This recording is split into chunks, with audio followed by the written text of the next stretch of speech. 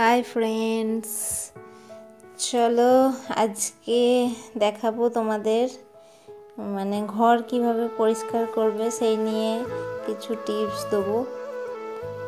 তো সবার আগে বলো, কেমন আছো তোমরা সবাই?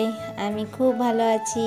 আশা করি যে যেখান থেকে আমার ভিডিও দেখছো সবাই সুস্থ আছো, ভালো আছো। তো এই বুক সেলফটা কিনে এনেছে আমার হাজব্যান্ড। তো প্রচুর বই খাতা হয়ে গেছিলো, দেখতেই পেলে দেখালাম কত বই খাতা, অত বই খাতা রাখার জায়গা হচ্ছিল না। তো ওই জন্যই ওটা কিনে নিয়ে এসছে। ওইটা এবার এখানে ভালো করে বই খাতাগুলো ঝেড়ে মুছে নিচ্ছি, নিয়ে এবার ওতে ভরে দেবো, আলমারিতে ভরে দেবো। তা নাহলে আয়নাতে এত বই খাতা রাখা, ড্রেসিং টেবিলটা জাম হয়ে যাচ্ছিলো। তো এই ব্যাগটা দেখো, ব্যাগটাও ভালোই আছে, চেনগুলো সব ভালো আছে, কিন্তু আর নেয় না, ব্যবহার করে না। ওই সামনে যে ছবিটা আছে ওইখানটা ফেটে গেছে একটু, ওই জন্য আর নেয় না। তো যাই হোক, যেগুলো নেবে না সেগুলো বাদ দিয়ে দিলাম। অনেক খাতা শেষ হয়ে গেছে, সেগুলো বাদ দিয়ে দিলাম। আর বই আমি খুব একটা বিক্রি করি না, খাতাগুলো বিক্রি দিয়ে দিই, পাশে একজন ঠোঙা করে ওকে দিয়ে দিই, কিন্তু বইগুলো দিই না। বইগুলো ভালো ভালো বই কিনি, ওইগুলো ওই রকমভাবে দিয়ে দিতে ও ঠোঙা বানিয়ে দেবে, ওইটা খুব আমার বাজে লাগে, সেই জন্য বই আমি দিই না। তো এই দেখো কত খাতা, এগুলো আমার ননদ দিয়ে গেছিলো খাতাগুলো ওকে অঙ্ক করার জন্য। তো ওর এখনও অনেক দিন চলে যাবে যা খাতা আছে। তো আজকে এই বিষয়টা নিয়েই একটু কথা বলবো, যে কীভাবে সবসময় ঘরটা, শুধু বই খাতা না, পুরো ঘরটাই কিভাবে পরিষ্কার রাখবে, সবসময় পরিষ্কার রাখা যায় আর কি। আমাদের হাউস ওয়াইফদের তো একটা কমন সমস্যা হচ্ছে ঘর গুছানো। তো ঘর গুছিয়ে রাখি ঠিকই, কিন্তু খুব তাড়াতাড়ি সেটা এলোমেলো হয়ে যায়। তাই প্রতিদিন আমরা একটা টাইম চলেই যায় ঘর গোছানোর পেছনে। তাই সেইটাই বলবো যে তার কারণ কি বা কী করণীয়, এইটা নিয়ে আজকে একটু আলোচনা করব তোমাদের সাথে। তো আজকে আমার এই কাজকর্মের সঙ্গে সঙ্গে যে টপিকটা নিয়ে আলোচনা করব সেটা হলো ওই যে নিজের ঘরকে কিভাবে সবসময় পরিষ্কার পরিচ্ছন্ন করে রাখবো। দিনের একটা সময় আমরা প্রতিদিনই তো ঘর গুছিয়ে রাখি, কিন্তু সে কিছুক্ষণ পরেই দেখবেন আবার সে অগোছালো হয়ে গেছে। এটা তো প্রত্যেকের সমস্যা, এটা শুধু আমার একার সমস্যা নয়। আর যদি বাড়িতে বাচ্চা কাচ্চা থাকে তাহলে তো আর কথাই নেই। তো সব সময় কীভাবে সেটাকে পরিপাটি করে রাখা যায় সেটা রাখার চেষ্টা করা যেতে পারে। তা সেইটাই হচ্ছে আজকে আমার আলোচনার বিষয়। এটা দেখুন মেয়ের আঁকার খাতা, সবার ফার্স্ট আঁকা শুরু করেছিল তখন এইগুলো এঁকেছিল। তো এই আঁকার খাতাটা আমি কোনোদিনও দিইনি, ফেলিনি, বাদ বাকি অন্য সব খাতা দিয়ে দিয়েছি, কিন্তু এই আঁকার খাতাটা আমি দিইনি। আর এই বক্সটা যখন ও প্রথম স্কুলে ভর্তি হয়েছিল তখন ওদের ওই স্কুলটা এরকম বক্স ছিল, অ্যালুমিনিয়ামের বাক্সগুলো। তো ওতে অনেক কিছুই আছে, ওতেও বই খাতা আছে, আরও কিছু দরকারি কাগজপত্র সব আছে। তো এই বক্সটাও রেখে দিয়েছি, যত্ন করে বক্সটা সব ঢুকিয়ে দেবো ওখানে। তো প্রথম পয়েন্ট যেটা বলতে চাই, যে কোনো হেডেক নেবেন না, কোনো চাপ নেবেন না। যে হয়তো কাজ অনেক জমে আছে, সেটা নিয়ে খুব চাপ নিয়ে নিলেন, মাথা গরম করে ফেললেন, চেঁচামেচি করছেন, বাচ্চাদের ওপর চেঁচামেচি করছেন, সেই রকম করবেন না। আমার মেয়ে দেখে ওর খুব ইচ্ছা, মা তোমাকে আমি হেল্প করবো, মা তোমাকে হেল্প করবো। ঠিক আছে কর, আমি সব মুছে টুছে দিয়েছি, তো বইগুলো এবার তুই গোছা। এইরকমই এগুলো না আটকাবেন না, করতে চাইলে করতে দিতে হবে। ও ওটাতে করতে চাইছে যখন ও আনন্দ পাচ্ছে, সেই জন্য। তো সেটাই বলছিলাম যে মাথা গরম করবেন না,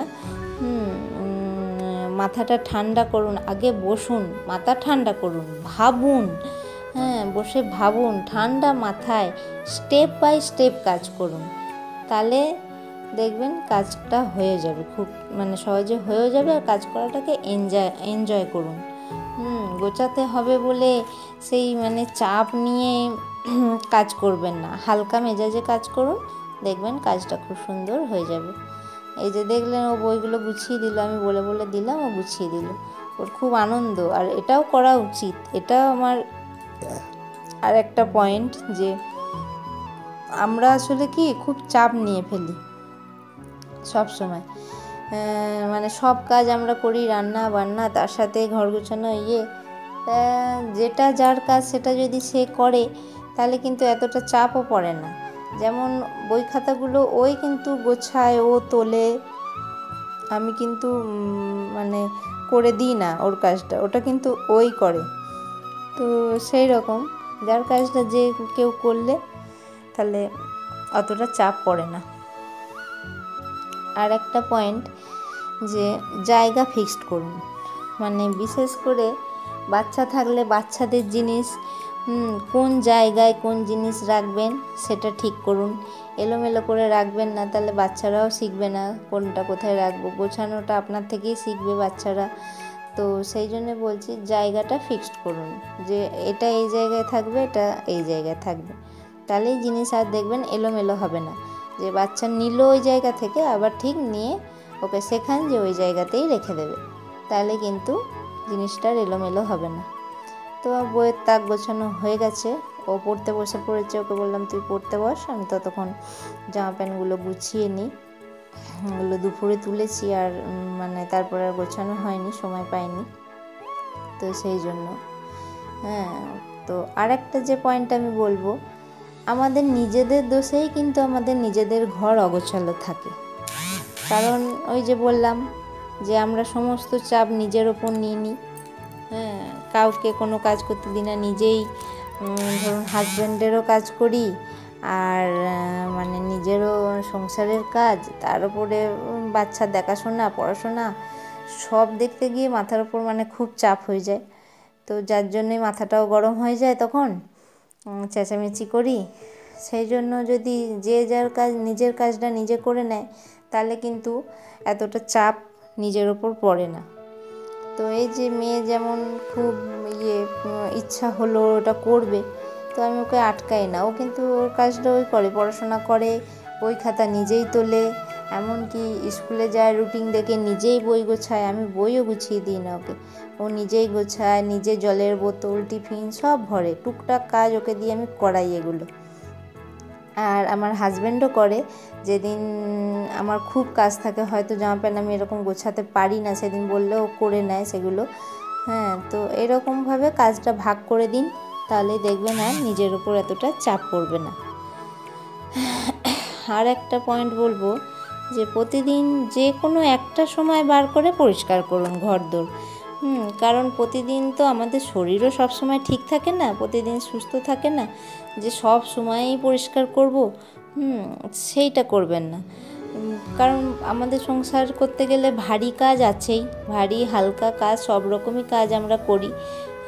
তো একটা টাইম বার করুন, যে এই টাইমটায় আমি কাজ করব। আমার যেমন আমার ফ্রি টাইম হয় আমার রান্না করার পর, কারণ সকাল থেকে আমাকে রান্নাটা করতে হয়, তো সকালবেলা থেকে রান্নাটা করে নিই আগে, ওটাই মানে ভারী কাজ সব থেকে। তো রান্না টান্না করে নেওয়ার পর আমি তারপরে ফ্রি টাইম যেটা পাই সেই টাইমটায় একটু করে পরিষ্কার করি। প্রত্যেক দিন যদি একটু করে পরিষ্কার, কিছু না কিছু পরিষ্কার করা যায় না, তাহলে দেখবেন বাড়িঘরটাও খুব সুন্দর পরিষ্কার থাকে। আর সবসময় ঘর গোছানো পরিষ্কার থাকে, কোথাও কোনো জায়গায় ধুলো পড়া থাকবে না। বাইরে থেকে কেউ লোকজন আসলেও বলবে যে না ভালো হয়েছে।